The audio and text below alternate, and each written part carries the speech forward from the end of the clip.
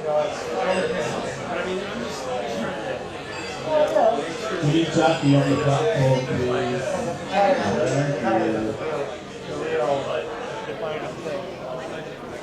A lot of people went, with like variations on the ball. Frames have variations on that. Sure. Manufacture everything after Mr. Fisher on the platform, please.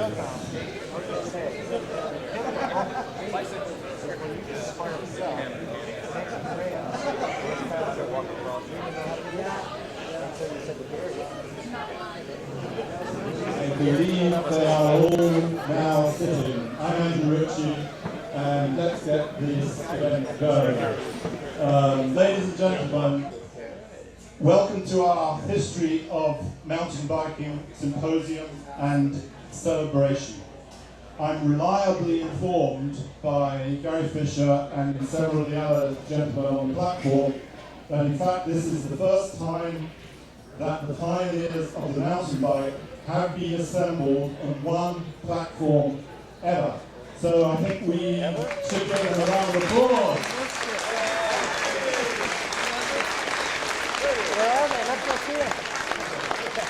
I don't think they even realise themselves that they're all actually here together. We also have Ian Boll, who's going to say a few words about the history of mountain biking, and then we will show a short movie of Repack in the early days. Ian Boll.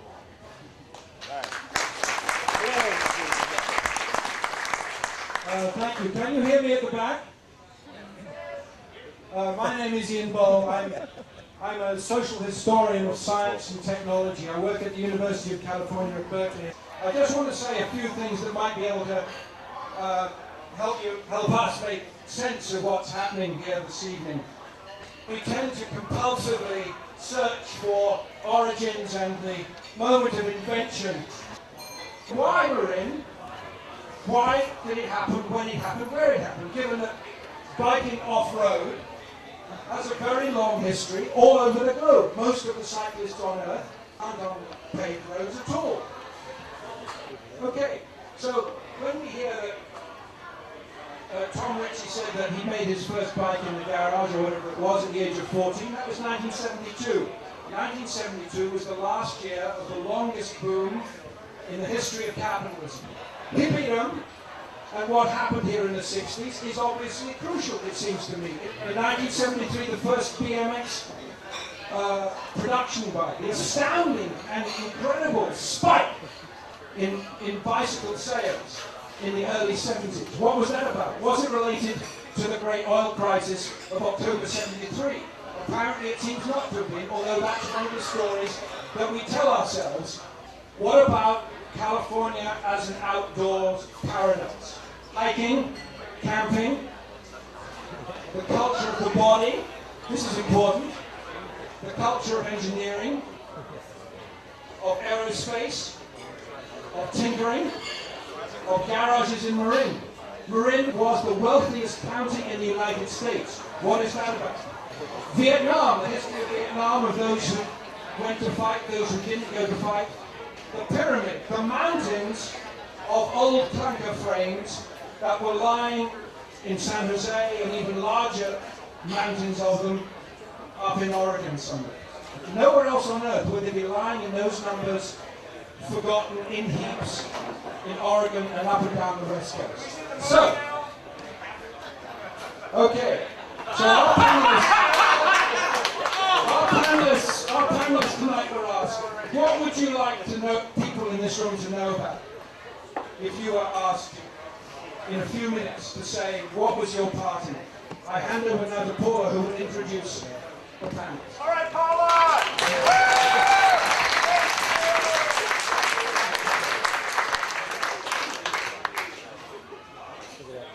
Thank you, everyone.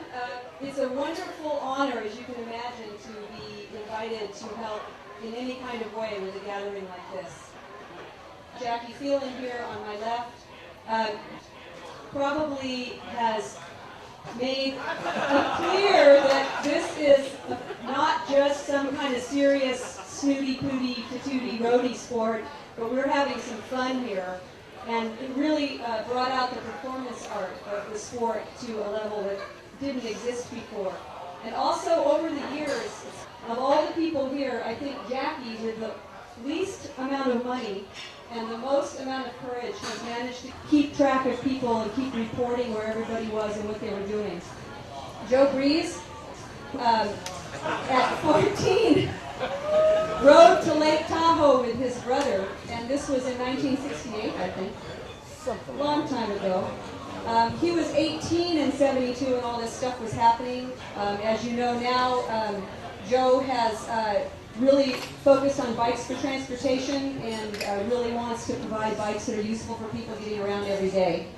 Next you have Otis Guy, who was another amazing frame builder.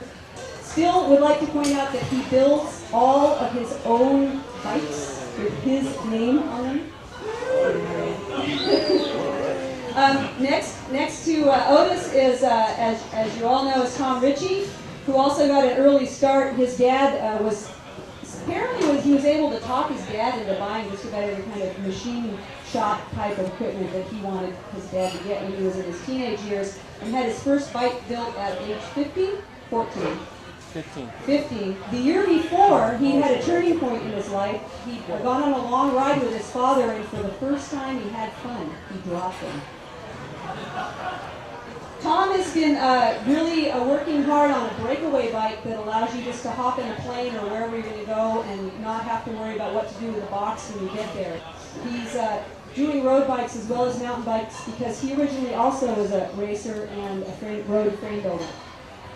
Next, we have Charlie Kelly, who, despite the things he told me, the things I love him the most for are his getting some of the stuff we did down in print in things like the Fat Tire Flyer and lots of other stuff. He's currently got a terrific website up, so you can actually read about the things that happened and see pictures of it without having had to have been there.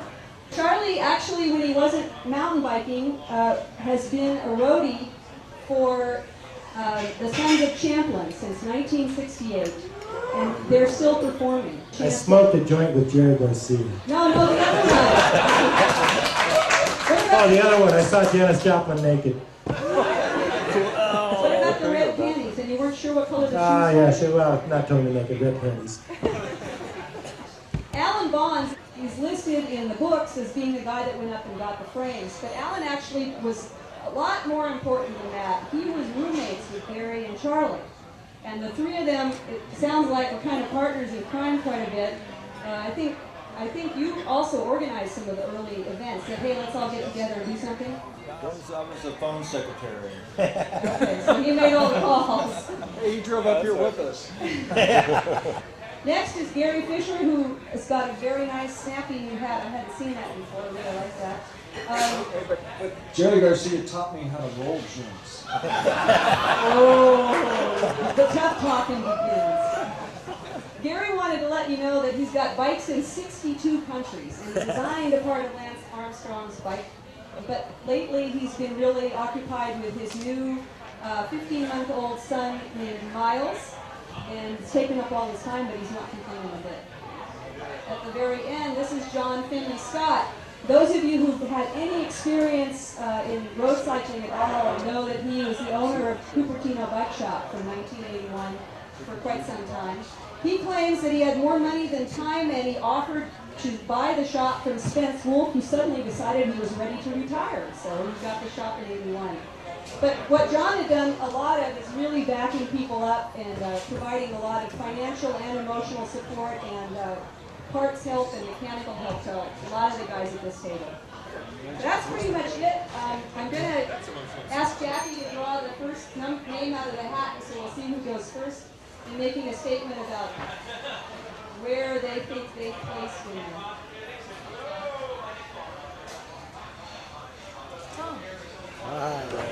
Go for it. All right, Tom, it's you. Lead off man.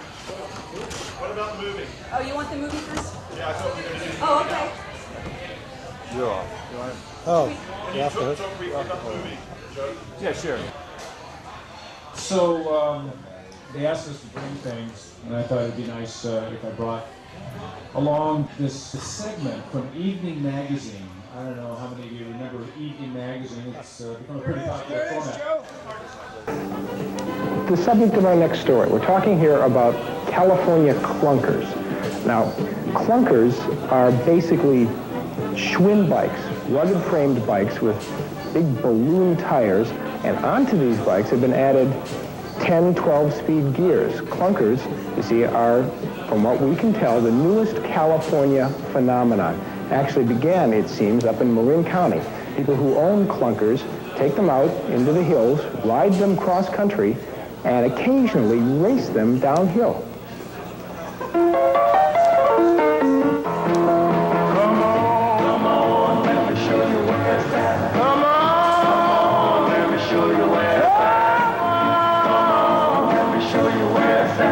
The name of the place is I like it like that. Come on, let me show you where it's at. Come on, let me show you where it's at. Let me show you where it's at. The name of the Clunking is taking one of these old junker bikes, putting 10 speeds on it and going up into the hills and having a ball. The name of the place is I like it like that. Now you said Sally, and I said Sue, and we're gonna rock away all our blues. Come on, let me show you where it's at. Come on. Clunking is muddy in the winter, and it's dusty in the summer. It's been estimated that there are probably no more than a couple of hundred clunkers in all of Northern California, and this race today featured about 40 of them. This is the fabled Repack Downhill Race, held for 3 years running now, and organized by a veteran clunker rider named Charlie Kelly. Charlie Kelly's the organizer of this event. Now, how did the Repack get its name? Okay, the way it started was we used to ride down on these coaster brakes. I mean, we just take an old bicycle and we just take it out here and go running down the hill.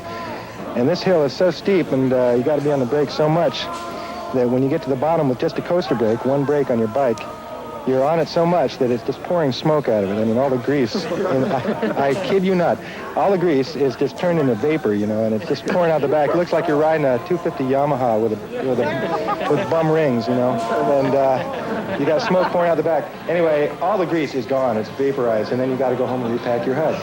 So, hence the Repack. Hence the Repack, right. Okay.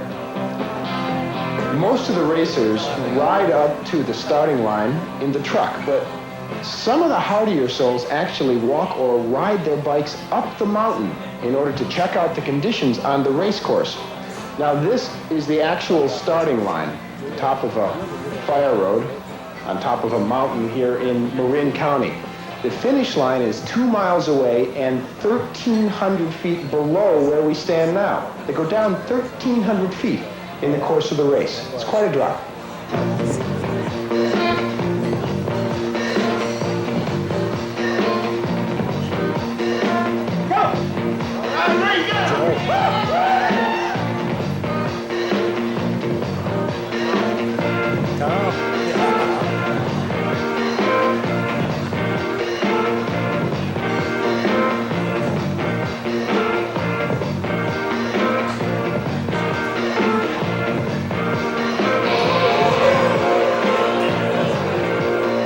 Gary Fisher writes for Bicycle Magazine and works in a bike shop. I hear them calling you the Fish. Why is that? The Fish? Just a nickname. Maybe it has to do with my writing style.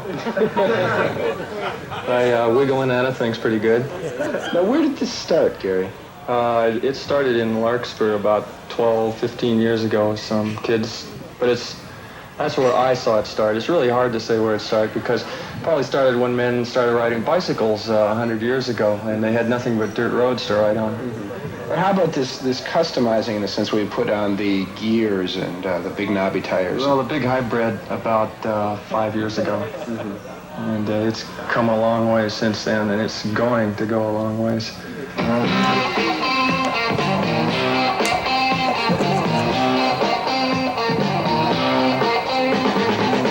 The best time ever recorded for a Repack race is 4 minutes and 22 seconds, achieved last year by Gary the Fish Fisher.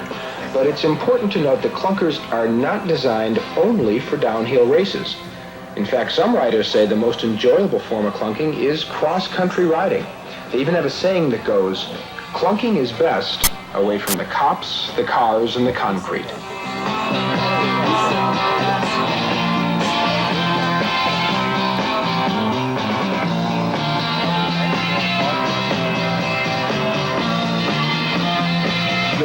to this, though, than just racing downhill.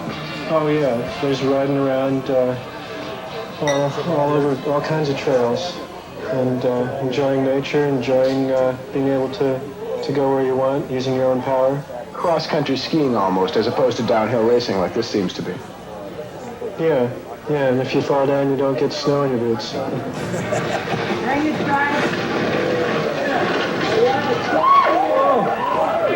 We're at one of the switchbacks now along the repack course. This is traditionally one of the spots where riders wipe out. You can see why.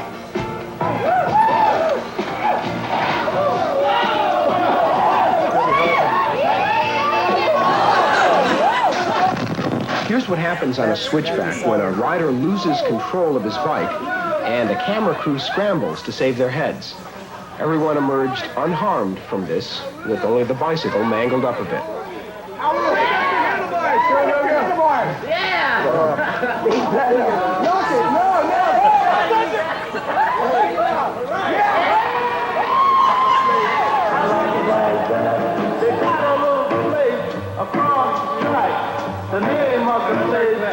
At the end of the race, there's a simple awards ceremony where the winners collect their spoils, new brakes for some, or sometimes just a bottle of wine.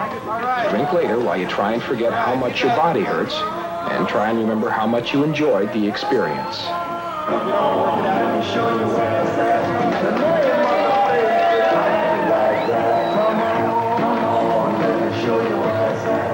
Now, we understand that the Schwinn Company has begun merchandising clunkers, and with that kind of development, can formal races and tournaments be far by?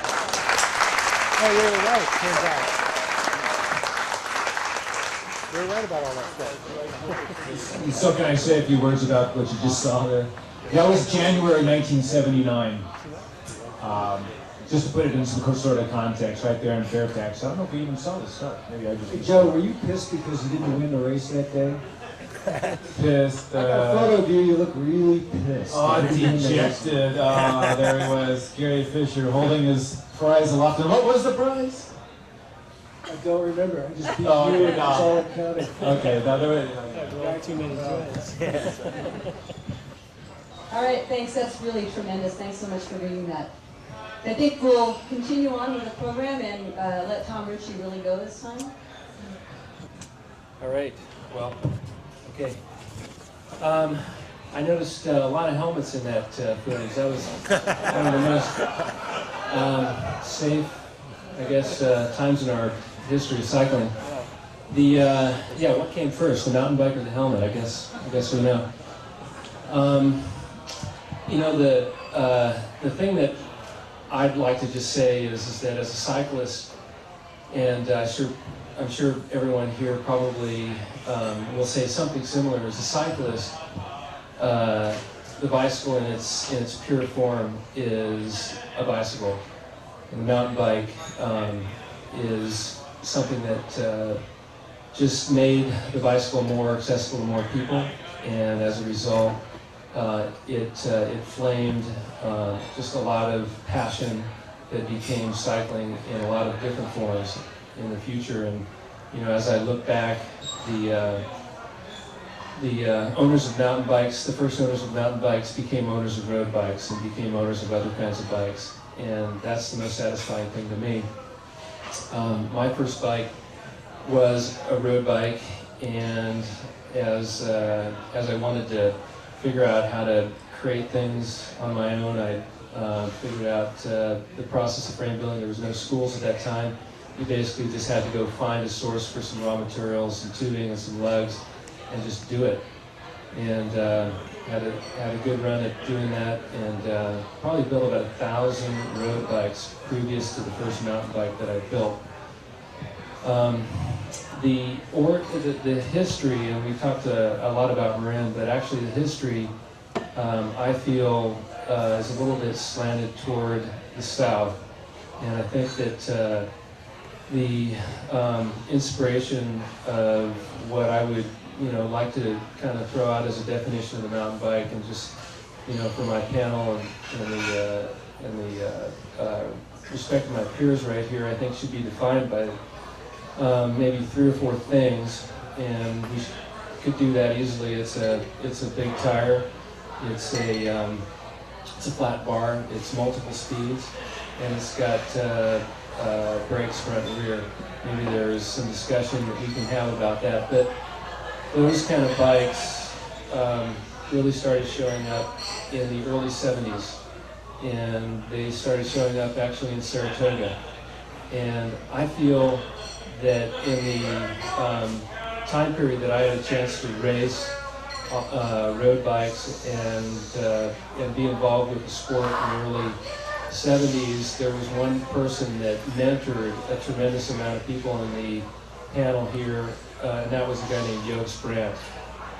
And he never owned a mountain bike, but he took us all off-road. He took Joe off-road, he took Gary off-road, and we enjoyed road bikes in a way that most people didn't understand, most people don't understand today, in which I still take the road bike off-road because we live in a great environment that has conditions that you can do that easily. Now, mountain bike has changed. You wouldn't necessarily want to do that where people are riding mountain bikes right now, but off-road is possible with a lot of different types of bicycles, and basically it was inspired through one guy that never owned a mountain bike, and that's my little story. He's not here tonight. He's 70 years old, and he's probably ridden more off-road miles than any one of us on this panel.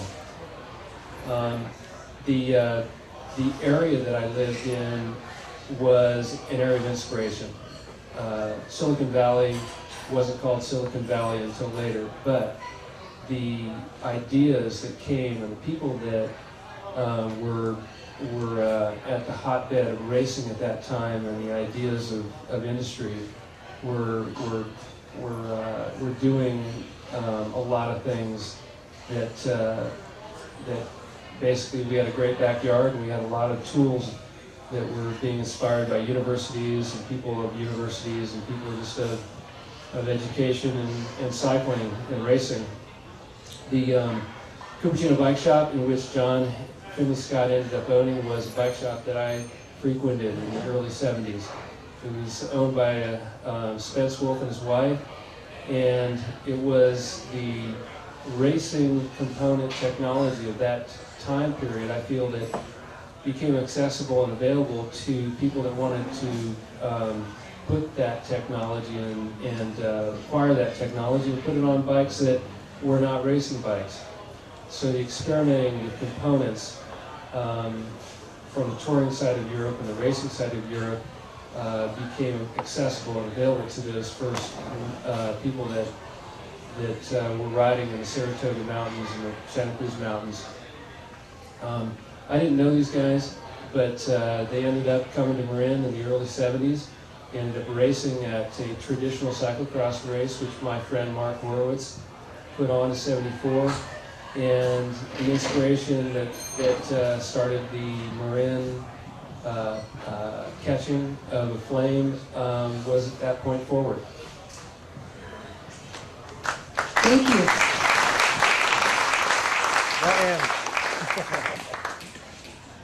Our next speaker is Alan Bonds. Well, I met Gary and Charlie in Fairfax in 1976. At that time, I think Gary was 25, I was 26, and Charlie was 27. And they were dedicated cyclists.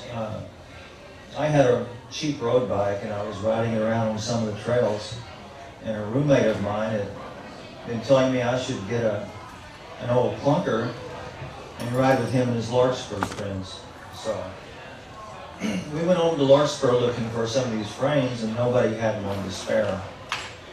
But there was a story going around about this huge stash in Oregon, and me and Ian Stewart went up there and found the place and brought back 100 frames. So suddenly, the single raw resource for these bicycles, I had 100 of. And there were no custom frames available at the time. So I built two for myself and was riding them around town, and people started coming up to me and wanting to buy them from me while I was riding them. So next thing I knew, I was building them for people. And at that point, I moved in with Gary and Charlie, and that was when I got the indoctrination, really. You know, and I learned a lot from that. I mean, it's really a great moment in my life. And they were talking about the repack downhill firewood, and gosh, we ought to have a race down repack. And so I got into that idea and actually rode down it with them a few times, and nowhere near as fast as these guys, but I still was excited by the idea of having a race.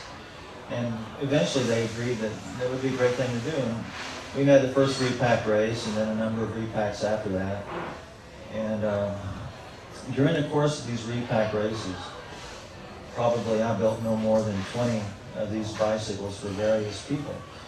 But considering that there were only 12 hybrid bikes that I knew of anywhere in the area when I first got mine, by 79 when I quit doing it, there were over 100. And during that time there were no other sources for these bikes. So in a way I feel like I helped contribute to that spread and that growth of the sport.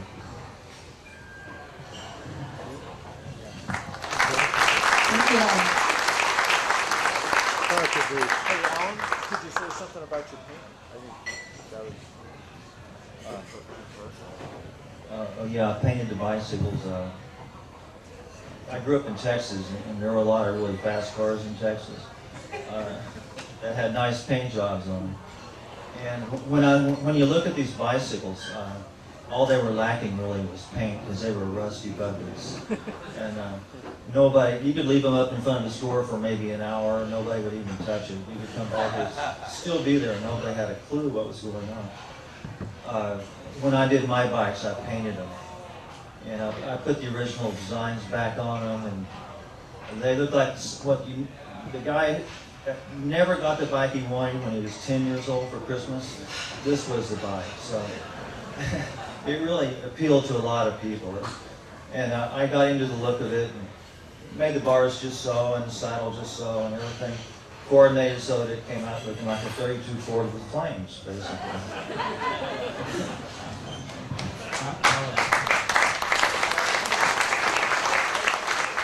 Thank you, Alan. It's a nice segue for John Finley Scott, whose name come up next, since he was selling some things that had to have nice paint jobs. The microphone, John. Well,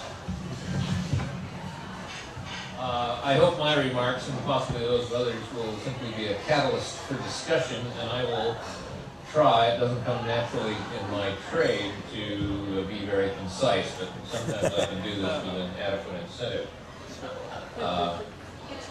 My presence on this panel is actually due to the actions and grace, if I can say that, of Gary Fisher, seated next to me, more than any other person, because he had a strong sense of history, and I was fascinated by the fact that I built, I'll describe briefly, a dawn age, dawn horse mountain bike when I was a sophomore in college in 1953. And I'll describe that briefly. The overall question of who is first has never been one that fascinated me, because it seems very, very difficult to resolve adequately, but whether it be aircraft or automobiles, Gottlob Daimler, his Puttmobile on bicycle wheels with his wife out in front duly cranking the engine, or the Wright brothers, or whoever did this, that, and the next thing in bicycles, velocipedes, it attracts many people. So if I've got any priority in that, I'll go grab it. I should add, however, that depending on what you mean by a mountain bike or an off-road bike, this has a long, if rather diffuse history, because obviously the earliest self-propelled vehicles, bicycles and velocipedes, one sort or another, had to contend with suboptimal road surfaces. One of the things I think we'll learn tomorrow is bicycles developed more quickly in France than elsewhere because they had the best road network in the early age of the 20th century, but that wasn't the case in England and certainly not in the United States. So to some extent, off-road riding or bad road riding was an art that was necessary in the first bicycle boom. It's worth noting that the French developed a rationalized system of tires of various rim diameters and cross sections, and built utility bikes with a 650 rim, 584 millimeters, and various fat tires. And I've read of these being used for tours on the alpine roads of the days, which were rough and bumpy. So they weren't necessarily going over single track trails, but they were hauling some pretty rough roads. In Britain in the 1950s, you had a loose group called the Rough Stuff Fellowship, which used pretty ordinary road bikes with perhaps slightly fatter than normal tires, and went off on unpaved trails or wherever they could find them in England. They were rated by the fact that there's not a whole lot of sand in England, and that made emphasis on your tires and special features not quite as important as it might have been otherwise. Let me talk about my 1953 bike. I had the bright idea that there was a niche for some sort of personal transport between walking and especially backpacking, which always got me beat up, and smooth surface transport and ordinary bicycles, and the key to this obviously was a balloon tire. So I started keeping my eyes open. I got balloon. You didn't buy knobbies in those days. I found an old frame, single top tube diamond frame that had balloon tire clearances and so on. And so I built up some wheels on the then terrible steel rims of the day. I spoke the rear wheel up on a 4-speed wide ratio Sturmey hub. Later added some sprockets. Found a very strange front brake. That's all I could find. And used this as a proof of concept bike. It worked. I kept it running for about 3 or 4 years. I abandoned the whole project. I had no sense of history when the rear wheel was stolen while I was a graduate student at Stanford. It worked well, but I was aware that the development of this idea would require specialized, lightweight components, as light as what you could get for road bikes at that day, and they simply weren't available. The idea of an off-road bike continued to interest me, however, and when I first went to the Shrine, Spencer's shop at 10080 Randy Lane, when I was a young pup, I saw the 650 French tires. And I realized at first you could probably stick these things on British frames because they had clearances that birds could fly through. No super tight wheel clearances, which are so salon-fähig today. And that's a frame our social historians will appreciate. Michel Foucault is salon-fähig. Thank you. So I had a frame built up with attention to the clearances. In fact, I got the frame back by a set of curious chances. It's over there right on top of one of Joe Greaser's primordial bicycles. It's been much modified, but it's still a very serviceable bicycle.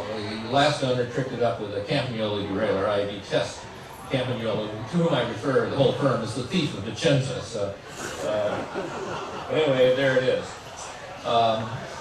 It was running on a 2636 46 TA triple chain ring driving a 15, 17, 20, 23, 28 freewheel, because that's about all you could get in those days. I've had a bike of that design continuously in possession since 1963. I built a fleet of about a 53 centimeter frame, 52, and about a 60 centimeter frame. As for early explorations, I have a picture, I shall not identify the rider, of that 60 centimeter frame on the summit of Capito. That was a bit of a stunt, but the rider advised me, he sure got to the bottom faster than the hikers he was with. Much of that trail is steep and paved. That bicycle figured, so far as I know, on the first descent of White Mountain, I did that, a traverse across the Kern Plateau, Telescope Peak, Alpine Tunnel, Colorado, all sorts of strange places. I regard the 650 bike as very useful because you can get up to 50 millimeter tires for it, and it's very competitive. But of course, the development of conventional mountain bike equipment has advanced so far today that you can duplicate anything a 650 bike can do with balloon tires. I think the mountain bike movement came together from a fortuitous set of circumstances. The biking community in those days in California was not very big, and everybody tended to know everybody else. And I met Tom Ritchie on some super tours. And one way or another, I forget how, I got in touch with Gary Fisher, and we were all fascinated, I especially, that we started talking about what you needed in an off-road bicycle, quite by independent groups. We had come up on the same design criteria. Jack the bottom bracket off the ground so the rocks don't eat your chain wheel. Get Gonzo brakes, the only one that would fit across a big tire with the Mayfax Brazon brakes, which have now become practically universal for everything but the most expensive wannabe racer road bikes. And you can't have gears too low. I think there's a sociological point here, and the two exemplars are present at this table. Two skinny gentlemen, I hate them both because they're thin and I'm not. Gary Fisher, skinny Tom, pardon me, skinny Tom Ritchie, skinny Tom, and Gary Fisher, who's just about as skinny. In their young racing days, both of these guys had a reputation as formidable climbers. They didn't have to prove they were hero climbers by running a 42:21 up Pageville Road. They could sit down and spin and still beat everybody at the top. They were sort of precursors of Lance Armstrong, 90 miles an hour up Alpe d'Huez and so on and so forth, and all the passes in the Pyrenees. Marketing to the mountain bike, to the wannabe racers, was an important part of its success. And I think it would have been very difficult for someone such as myself, who uses low gears out of absolute desperation and necessity, to be an exemplar of this sort. But when two people who are known to the bicycle community as formidable climbers are running 26x28 transmissions, there must be a good reason for it. And as we all know, this is now common knowledge, the lowest appropriate gear for a mountain bike is the smallest chain wheel you can find driving the biggest sprocket you can find. I think the marketing of the mountain bike would have been much delayed without these two tall, thin hero climber exemplars who are seated to my right. An important part in the development of the bike was that the components became available in the late 1970s that weren't available before. It was an awful lot of road equipment that could easily be adapted. The tubing was available, people knew how to build frames. The big clearances were not an insuperable design problem. AFAC brakes you could buy by the bucketful. But the most important thing was the aluminum Araya rim, which made possible a light, strong, high coefficient of friction braking surface rim. And after that point, the mountain bike took off, and the continuous technical development of the product we all know very well. I think the essential ingredients there were strong bikie culture, concentrated in the Bay Area, whether it be Saratoga or Santa Cruz County and San Mateo and Santa Clara County or Marin County. An interest, mechanic tinkering interest in developing new gadgets, which we saw at various things in this conference displayed in the 19th century in England. Well, the same approach to life continued over to Marin, and most important, entrepreneurial spirit. And we have some of the founding entrepreneurs here.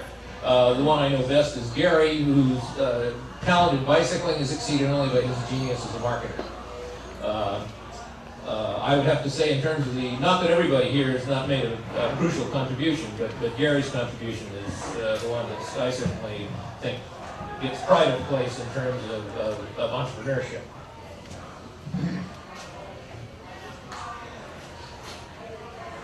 Well, I don't know if you used up my time, but I think it's time to turn it over to the next guy. Well, thank you very much.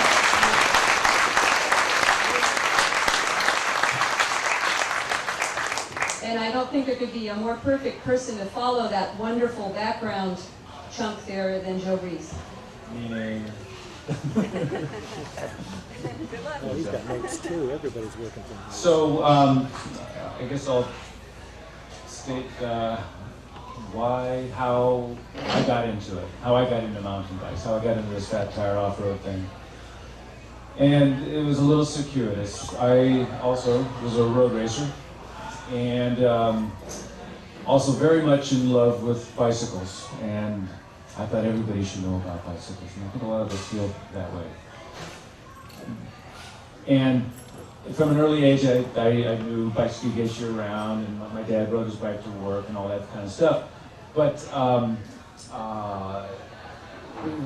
tried to figure out different ways to interest people in bikes, and one of them was through road racing. And gee, you ride a road race, maybe somebody in the newspaper writes a squib on, these guys rode from here to here in this amount of time, and wow, that's amazing. They're not like those sidewalk bikes we know about. This was back in the 60s. And I eventually got into road racing to do that, and to have fun too. But, and I figured when I got into racing that I'd run into a whole lot of people with a similar interest, and that actually wasn't the case. A lot of them were there just to race their bikes. But anyway, another way where I wanted to, I thought I could influence the people and turn them on the bikes was through bicycle history. There's this vast heritage of interesting history and lore in with bikes, and I thought, well, I have some aptitude in working on bikes. I'll take some apart and put them back together a little nicer and display them in front of people at different places, and one day really appreciate bicycling through that. Well, I tried that tack, and actually Otis was doing it with me there for a while, and our road racing buddy, Mark Vendetti as well. And we went around the state of California during road races. After road races, we'd go visit some old bike shop and some old dump, and we tried to find it. And porches, oh, look at that bike over there! And the idea was to get these bikes and store them, put them in front of people. And well, then it was even back in the early 1970s, this is like 1972, 73. It wasn't even easy to find these old bikes back then, and easier than it is now, of course. But so anyway, I'm down at a bike shop in Santa Cruz, Brand Sporty Bikes, and with Mark Vendetti, and we spied all these bikes in the back of the bike shop. And I kept going down the road, and there's like 1950s and 1940s and 1930s, and I'm thinking, we're going to get back to the turn of the century with these bikes. But it quit at about 1930 something, and they're just balloon tire bikes. And well, you know, we came all the way down to Santa Cruz. We thought we were going to find some nice old bikes, and we got these old clunkers, or we saw these old clunkers, and Vendetti said, you know, buy one of these old bikes and build it up, and we did. Or I did. I offered the guy $5, and I got this old Schwinn, and it was kind of the booty prize of the day. Well, I brought it back home, and Vendetti said, try it out. And wow, it was a heck of a lot of fun. And so we got into this. This is kind of a tangent to what I thought it was going to be. We were just having fun, but wasn't this a fabulous bike? Well, along about the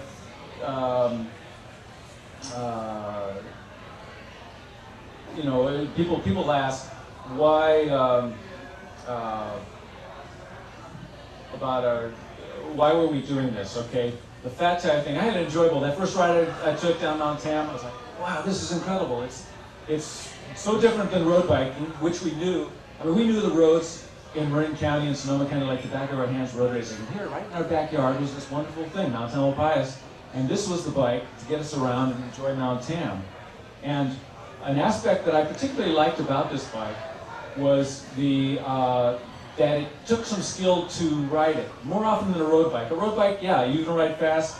It really, you can appreciate being skillful at riding one. Well, with a mountain bike, you have to be more skillful more often. And that was something I really enjoyed. And so it intrigued me. So I'm going to just touch on a few things here because I'm going to run out of time real fast. But in the spring of '74, I took an Eisentraut, Albert Eisentraut, frame builder. Yeah, we all know good old Albert. I consider him, Albert Eisentraut, the Renaissance frame builder in America. That is, he was passed the torch from Oscar Waston in Chicago. And he's the guy who really brought it about. And when I was growing up, heck, when I started riding these fat tire bikes, I was 19 years old. When I started road racing, I was about 16. And I saw these Eisentraut bikes, and it really inspired me to what a bicycle could be. What a piece of art. Thin, tapered lugs was fantastic. And so when I had the first opportunity, I enrolled in a class he was teaching. It was the second one. He taught one in Chicago first. And in April of 1974, he taught one in Oakland. So I got my tail over there, and it was a real intensive class, learned a lot, built some frames after that, road racing frames, of course. And so I'm doing this fat tire thing. And people are, well, these old Schwinn frames that we're riding, you know, they were from the 30s and 40s, really soulful old bikes, wonderful bikes, really enjoyed them for what they were. They really had this, you know, this 40-year patina of wear on them that I think the Schwinns really put a lot of soul into their bikes to begin with. But anyway, they were busting. Okay, and people were saying, Joe, you know, you're building road frames. Why don't you build one of these fat tire bikes, right? And I'm saying, yeah, okay, when I get to it, yeah. And I was pretty happy riding the old bikes. And Kelly's like, you know, the biggest one of the bunch here, a good bike wrecker. And his buddy Fred Wolf in the same category. And they're saying, come on, Joe. And Larry Craig, then husband of Wendy Craig. And the Craigs took a lot of those photos from the 70s that you've probably seen in different magazines on mountain biking. Larry fronted me $400 for the tubing for my first breezers. And I drew up, I actually drew up my old Schwinn frames in 1976, and you know, all the angles, and I rode all those old Schwinn bikes, and all the, you know, Columbias, whatever, to see which had the kind geometry, and you know, extracted all the geometry from them. And I thought, okay, if I'm going to build a bike, I've got to know what I'm riding, and put all that information into the new bike. And it was essentially like an old Schwinn Excelsior, except that it, of course, had aircraft chromoly tubing. And that was in 1977. I built those first 10 breezers, started them, raced the first one to victory at Repack in October of '77. And the interesting about that bike is, the interesting thing, is that before that time, when people saw, I mean, for the people at this table here, mostly, we understood these old bikes and, you know, what we were doing on them. My father, for instance, he was a road bike guy. And he'd come through the machine shop we had, and he'd see, you know, me working on this old bike. And I didn't just have one, I had 2, and then I had 3, and then I had 4. And he's saying, Joe, when are you going to take these to the dump? And I'm like, oh gosh. Okay, so I farmed them out to my friends. And then Chris McManus got my 37, and Mark Venditti got my 35 Schwinn, and took it up to Kodiak Island and got it stolen up there. But oh well, you know, at least they had fun with it for a while. And so I'm building these new bikes, and one day there in '77, and my dad walks through the shop, and he sees that bike. You know, I'm putting it was the first bike that was all built up with all brand new parts. It was a brand new bike for the first time, right? So he sees the bike, and he goes, well, that's an interesting looking bike. And mind if I take it for a spin? And he takes it up the road, Bay Tree Lane, and comes back and goes, you know, this could really go somewhere. From my father, real critical. And, you know, that was like the acid test. This could go somewhere. And it's the same thing with my road racing friends, though. They would see us riding these old bikes, and they go, what is wrong with these people? They're riding these beat-up old bikes. You know, Joe, you have these beautiful Campanola equipped bikes, you built the frames. Why aren't you riding those? They couldn't understand this. So one day, there I am on a brand new shiny breezer. All brand new parts, nickel-plated frame like Wendy's over in the corner there. And then it hit them then. It was like, I get it. This is like a new bike. So after that, it was kind of they were clunkers no more. And that's one of my contributions. Just really, I was a guy in the right place at the right time, possessing a huge love for cycling, and nothing more really. Right place, right time, but that huge love of cycling really sets us apart a bit. Just the whole Marin scene. Why did it happen in Marin? Yeah, okay, there was the incident in Saratoga. Okay, the Saratoga, or Cupertino, I guess, Russ Mann and the fellows who showed up at the cyclocross race in 1974, I saw some new arts on their bikes. It was their last hurrah. It kind of reminds me a little bit of Macmillan in 1837, in that people didn't see what he did. It didn't really change what came after. It was an isolated occurrence, almost, but they came to that race in 1974. Gary, I believe, already had gears on his bike then, and their bikes didn't work, mine did. I was inspired by them. I was riding race, but I seriously disagree. Yeah, we're getting to the end of this little bit right here. Wrap it up. Okay, so anyhow, I had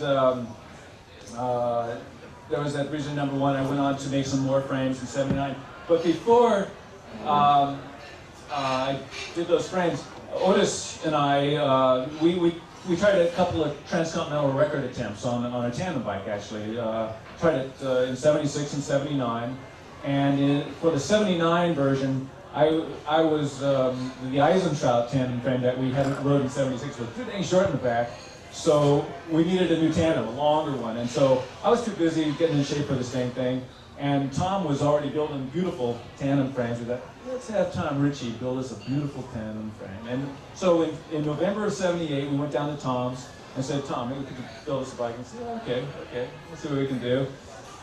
And along about January '79, I figure there's a design I wanted to incorporate into my bike, which is on the Breezers. It's the twin laterals. You've probably seen the bike over there. It's got these funny twin laterals there. And it's got this elliptical tube coming across. Tom was using twin laterals on his tandem bikes, but there was a certain feature I wanted to incorporate from my bike into it. So we went down, brought the bike down there, showed it to Tom, and Peter Johnson, as I recall, whipped that thing right out of my hand when I pulled it out of Otis's old Foremost milk truck. And he rides it down the street like it's a BMX, like woo!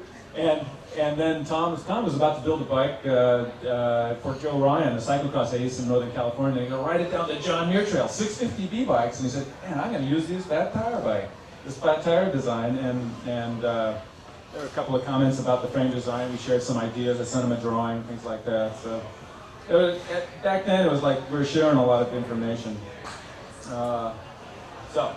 Anyhow, there's a lot we can say here, but I think I'll hand this over to somebody else now.